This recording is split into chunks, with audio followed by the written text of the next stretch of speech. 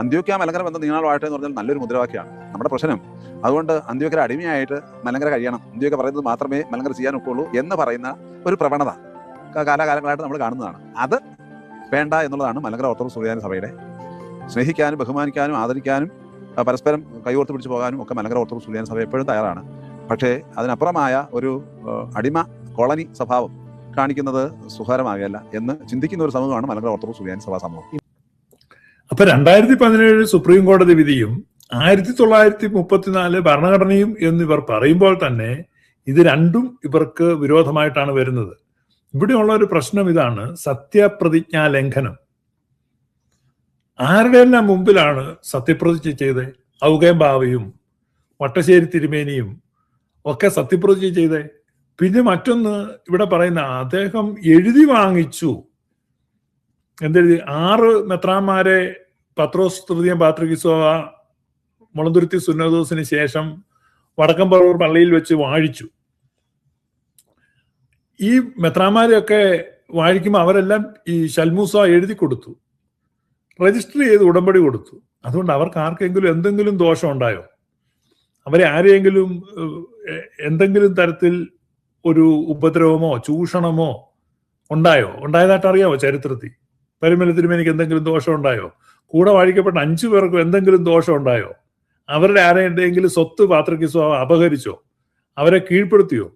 ഒന്നും ചെയ്തില്ല. എന്നാൽ ഇന്ന് മലങ്കരയിൽ സംഭവിക്കുന്ന എന്താണ്? ആ ഒരു പാറ്റേണിന്റെ ചുവട് പിടിച്ചിട്ട് ഇന്ന് മലങ്കര സഭയിലെ സ്വതന്ത്ര ഇടവകകളുടെ മുഴുവൻ അവകാശ അധികാര സ്വാതന്ത്ര്യങ്ങളെ കവർന്നെടുക്കുകയാണ്.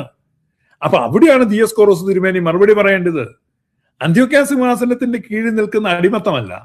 അന്ത്യോക്യൻ പാത്രിയർക്കീസിന് ഒരു ശൽമൂസോ കൊടുക്കുന്നത് കൊണ്ട് മലങ്കര സഭയുടെ സ്വത്തോ മലങ്കര സഭയുടെ വ്യക്തിത്വമോ സ്വത്വമോ സ്വാതന്ത്ര്യമോ പാത്രിയർക്കീസ് അപഹരിക്കുന്നില്ല.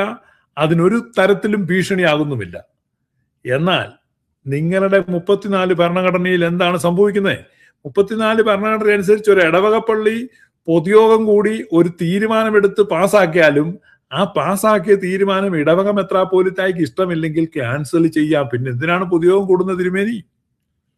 എവിടെയാണ് മലങ്കര നിങ്ങളുടെ സഭയ്ക്ക് സ്വാതന്ത്ര്യമുള്ളത്? നിങ്ങളുടെ അൽമായർക്ക്, നിങ്ങളുടെ ഇടവക അംഗങ്ങൾക്ക് ഒരു അഭിപ്രായമുള്ളത്? മെത്രാന്മാരുടെ ഏറാൻ മൂളികളാക്കി അധപ്പതിപ്പിച്ചു 34 ഭരണഘടന. അതല്ലേ സംഭവിച്ചത്? അങ്ങനെ സ്വന്തം ജനങ്ങളെ മുഴുവൻ കേവലം വിറക് വെട്ടികളും വെള്ളം കോരികളും ഏറാൻ മൂളികളും ആക്കി അധപ്പതിപ്പിച്ചിട്ട് പിന്നെയും യൂട്യൂബിൽ വന്നിരുന്നിട്ട് പർവ്വത പ്രസംഗം നടത്തുകയാണ്. അന്ത്യോക്യൻ പാത്രിയർക്കീസ് അടിമത്തം ഉണ്ടാക്കും. അടിമത്തം ഉണ്ടാക്കിയത് നിങ്ങളാണ്. നിങ്ങളുടെ സഭയിലാണ് ആ അടിമത്തം നിലനിൽക്കുന്നത്. ഇനി മാനേജ്മെന്റ് കമ്മിറ്റിയെ പറ്റി നോക്കുക. മലങ്കര അസോസിയേഷൻ കൂടി മാനേജ്മെന്റ് കമ്മിറ്റിയിലേക്ക് ആളുകളെ തെരഞ്ഞെടുത്തു. പക്ഷെ മാനേജ്മെന്റ് കമ്മിറ്റിയിലോട്ട് ആരെയെല്ലാം തെരഞ്ഞെടുത്താലും തനിക്കിഷ്ടമുള്ള എണ്ണം ആളുകളെ നോമിനേറ്റ് ചെയ്യാനുള്ള അധികാരം ഈ കാതോലിക്ക ബാവായിക്കൊണ്ട്, മലങ്കര മെത്രാപ്പൊലീത്തായിക്കൊണ്ട്. നിങ്ങൾക്ക് മനസ്സിലായോ? അതായത് ജനാധിപത്യ രീതിയിൽ തെരഞ്ഞെടുക്കപ്പെടുന്ന ഒരു ഭരണഘടനയുടെ പ്രകാരം തെരഞ്ഞെടുക്കപ്പെടുന്ന ഒരു മാനേജ്മെന്റ് കമ്മിറ്റി ഈ കഞ്ഞിക്കുഴി ഓർത്തഡോക്സ് വിഭാഗത്തിനുണ്ടെന്ന് അവർ മേനി നടിക്കുമ്പോൾ ആ ഭരണഘടനയിൽ പറയുന്നത് എന്നാണെന്നറിയോ? ഇപ്പൊ 100 പേരെ കമ്മിറ്റിയിലോട്ട് തെരഞ്ഞെടുത്തു ജനങ്ങള്, 100 പേരെ. അതിൽ 70 പേര് കാതോലിക്ക ബാവായുടെ തീരുമാനത്തിനെതിരാ നിൽക്കുന്നെങ്കിൽ ഭരണഘടന പറഞ്ഞിരിക്കുക തനിക്കിഷ്ടമുള്ള അത്രയും ആളുകളെ കമ്മിറ്റിയിലേക്ക് നോമിനേറ്റ് ചെയ്യാൻ കാതോലിക്കയ്ക്ക് അധികാരം ഉണ്ടെന്ന്. അപ്പൊ 70-30 എന്നാണ്. 30 പേര് കാതോലിക്കയ്ക്ക് അനുകൂലം, 70 പേര് കാതോലിക്കയുടെ തീരുമാനത്തിനെതിരാണെങ്കിൽ എന്ത് ചെയ്യണം? ഭൂരിപക്ഷം കിട്ടാൻ വേണ്ടി ഒരു 45 പേരെ കമ്മിറ്റിയിലോട്ട് നോമിനേറ്റ് ചെയ്യും.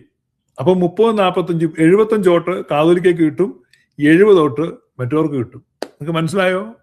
ഈ കഞ്ഞിക്കുഴി ഓർത്തഡോക്സ് സഭയുടെ ജനാധിപത്യം മനസ്സിലായോ? അങ്ങനെയാണ് ഇവരുടെ ഭരണഘടന എഴുതിയിരിക്കുന്നത്. എന്ന് പറഞ്ഞു കഴിഞ്ഞാൽ അതിക്രൂരമായ മെത്രാൻ ഭരണത്തിന്റെ ഇരുമ്പു മുഖം മലങ്കരയിലെ ജനങ്ങളുടെ മേൽ വെച്ചിട്ടുള്ള ഏറ്റവും കിരാതവും നിന്ദ്യവുമായിരിക്കുന്ന ഒരു satanic document, an evil document ആണ് ഈ 34 ഭരണഘടന.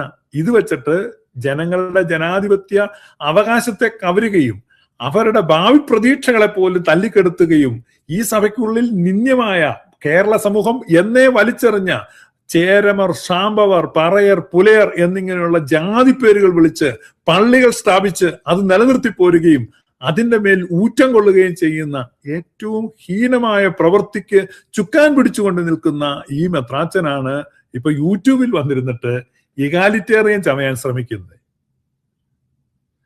കണ്ടോ? നിങ്ങൾ കണ്ടില്ലേ? പക്ഷെ ഇദ്ദേഹത്തെ എനിക്കിഷ്ടമാണ്, ബഹുമാനമാണ്, അത് വേറെ കാര്യം.